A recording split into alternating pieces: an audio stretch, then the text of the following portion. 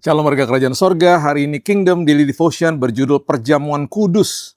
1 Korintus 11 ayat 24. Dan sesudah itu ia mengucap syukur atasnya. Ia memecah-mecahkan dan berkata, inilah tubuhku yang diserahkan bagi kamu. Perbuatlah ini menjadi peringatan akan aku.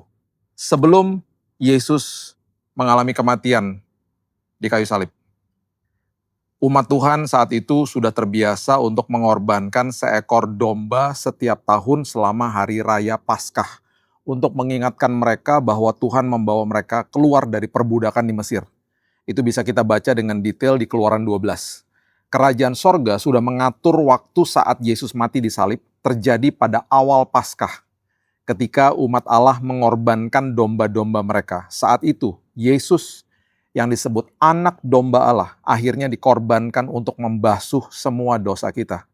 Sekarang kita mengingat dan merayakan pengorbanan Yesus dengan mengambil perjamuan kudus yang ditetapkan oleh Yesus pada malam sebelum ia disalibkan.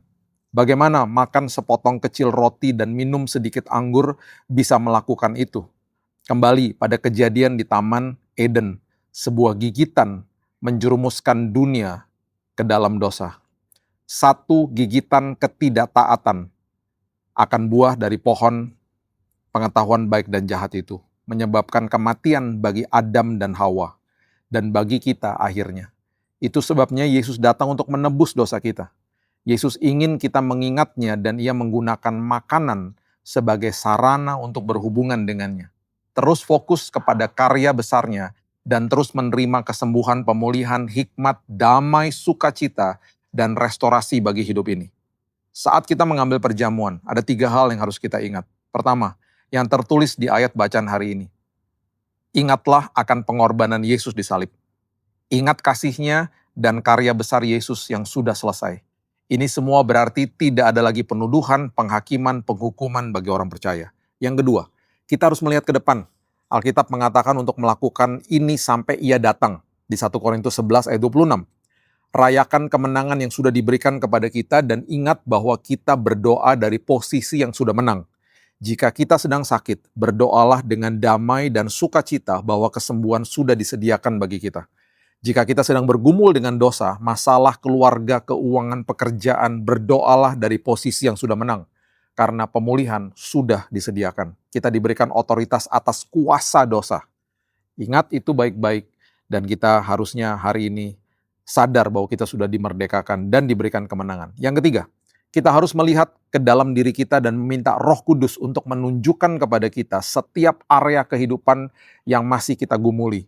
Baik itu perasaan bersalah, kelemahan, ketakutan, belenggu dosa. Ketika kita mengambil perjamuan kudus, percayalah bahwa kekuatan dari Tuhan sudah tersedia. Perkatakanlah kemenangan atas diri kita sendiri, kemenangan atas dosa, dan semua kelemahan dan ketakutan. Semua orang percaya yang sudah menerima Yesus sebagai juru selamat dapat mengambil perjamuan kudus setiap kali mereka membutuhkan. Baik itu di dalam gereja, di rumah sakit, di sebuah persekutuan orang percaya, bahkan di dalam sebuah mesbah keluarga malam hari sebelum tidur. Mari kita berdoa. Bapa yang baik, terima kasih buat pengertian ini. Dan kami percaya hari ini kembali Tuhan kalau kami mengambil perjamuan kudus, kalau kami mungkin sedang sakit, bergumul, apapun itu Tuhan.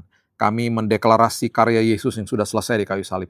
Kami tidak mengkultuskan unsur-unsur ini, tapi kami merayakan karyamu yang sudah selesai di kayu salib.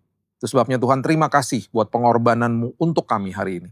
Dan kami sudah dimerdekakan, bahkan kami berdoa dari posisi yang sudah menang. Kami akan mulai hari yang baru ini hanya di dalam nama Tuhan Yesus, Juru Selamat kami yang ajaib, yang luar biasa. Kami sudah berdoa dan mengucap syukur, kita sama-sama katakan amin.